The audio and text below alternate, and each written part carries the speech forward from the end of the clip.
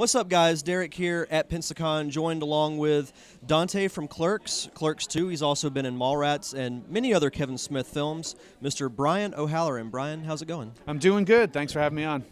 So, how has Pensacon been treating you this weekend? Oh, Pensacon's been awesome. I got to tell you, man, there's so much to do this weekend. It was really, really great. The staff's been on point. Any need you needed, they got you done. And what was great about the fans came out, and then the whole city turns out for this whole thing. I mean, as soon as you land here at the airport and you're seeing banners and the gates are all named after like Mos Eisley Spaceport, The from intergalactic Star Wars. airport. Yeah. Right. It was just like, wow, they get it, which was really cool. All the restaurants, the wait staff was all dressed up, so it's cool. It's nice to see that a whole city turns out like this. Have you been to any of the restaurants around town this weekend? I did. I got to hit up McGuire's. I got to hit the Fish House twice. I went out to Joe Patsy's one breakfast and had a little shrimp and crab boil, so that was kind of cool. Had a couple of beignets while I was out there too. Absolutely. So, transitioning into your acting career, what was it that made you want to be an actor? Probably a lack of skill for anything else. No, as a child, I used to act out a lot, and I used to do as a teenager, used to do table gaming and role playing like D&D and stuff. So I was always the type of guy who would want to develop character and just want to act out what's going on. And so as I got into my high school, like senior year and sophomore year type of things, I had friends who were like, "You should be on stage and do some acting." And so I started to audition and get roles there, and it went over into my first year in college, and then I stopped for a while to do the money thing, and then went on to do some community theater in New Jersey. Got some really good press in the local Central Jersey area, and then Kevin had put up an interesting audition notice at the Playhouse that I had done plays out of, and went there and auditioned, and I liked what I did, came back for 2 callbacks, and the rest is history. So, mentioning your community theater, what's the difference between preparing for theater as opposed to film? I guess development of character in a sense, because when you're doing theater, you're taking a story from beginning to end in front of a live audience. So there's no like, stop, wait, I messed up, let me do this again. So you got to know your whole story from beginning to end. You got to know the cues of everybody you're working with, and actually take a story with hearing the audience reactions on things, no less, as well, which is always a great help. So you can change it up. While film, you could be shooting a film, and the first thing you do in the production is shoot something that's maybe towards the end of the movie. And as your character is on an emotional arc or a storyline telling a story, you got to know emotionally where that character is and where the other characters are in the storyline. So that is kind of harder to do. But once you do the scene and they say cut, you're done with that scene and you can move on to other things. While with plays, you can continue to develop these characters and move on from night to night to night.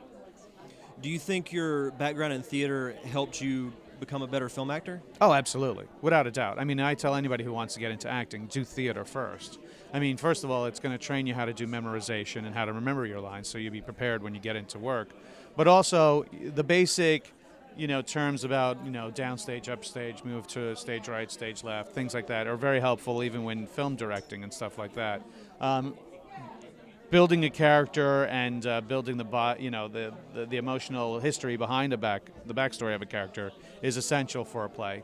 It teaches you projection, so you can speak louder, so you can be heard by everybody. And then in film, obviously, when you're mic'd, you can bring that down. It's tough to people who do TV to do plays. Sometimes they're not big enough to do a show, and it's like, what are they saying? Even when they're mic'd, and they're too small in their reactions. So, but then that's a separate skill set in itself, being a film actor, is knowing to not be as big or be as dramatic, because then it looks way over the top, because the camera can zoom in and pan back and stuff like that. Now, with Clerks, did you ever imagine back then that it would be the big cult hit that it is now? Oh, no. And I don't mean that as an insult. That was just like, we were doing this for the first time, and that was my first film at all. And I didn't know the whole rigmarole of make the film, edit the film, try to submit it to film festivals if you want to get distribution for people to see it.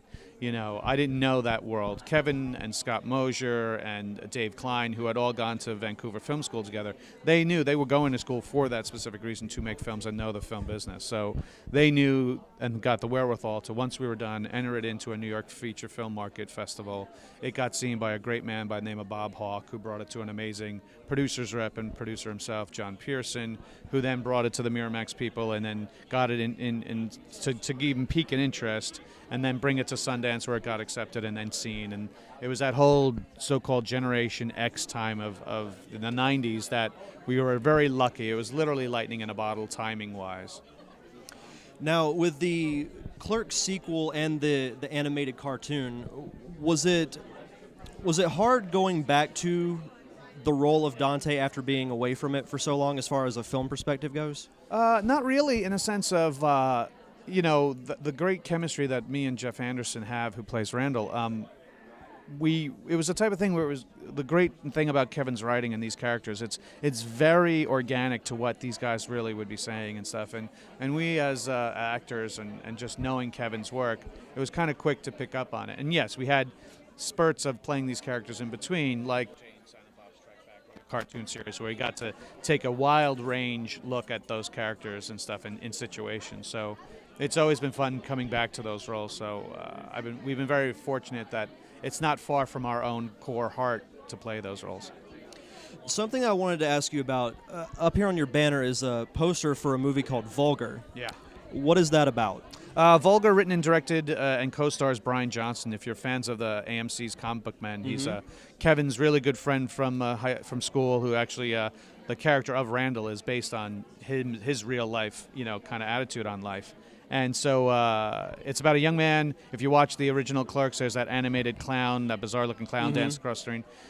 Kevin and Brian were talking one day at Kevin's office, and Brian Johnson said, "What do you think that guy's life would be?" And Kevin said, "Why don't you write a script about it?" And so he did. And it's a dark comedy about a young man who's a party clown for kids, who's not making enough money, so he decides to be a party clown for adults. His first job, so to speak, goes horribly wrong, and you see the effects of what has happened to his life since that. So it's not for everybody. It was released unrated. It was going to be given an NC-17, and we said, no, we'll just release it unrated. It's a movie that even Howard Stern said when we were promoting it, I had to stop watching it halfway through. It was so disturbing. So wow. That was the best endorsement we could ever get.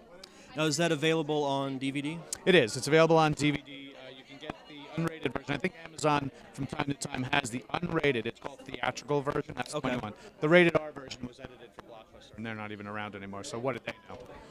Yeah, definitely. It's like those people who want the PG version of Deadpool. It's the same stupid kind of scenario. I totally agree with that. So, do you have any social media that you Yeah, want to I plug do. before we get Actually, out of you could follow me on Instagram or Twitter, Brian C. O'Halloran.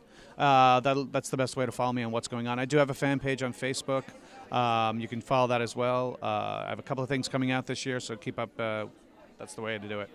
And last question, favorite superhero of all time?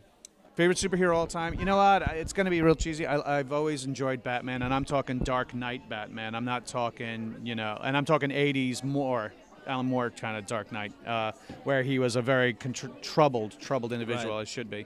Because he's a man with a skill set and money to do something with it, as opposed to some sort of accident that gave him superpowers that he didn't want. So. Perfect. Well, Brian, thank you very much for your time, and hopefully you enjoyed Pensacon. No, I always will. Thank you.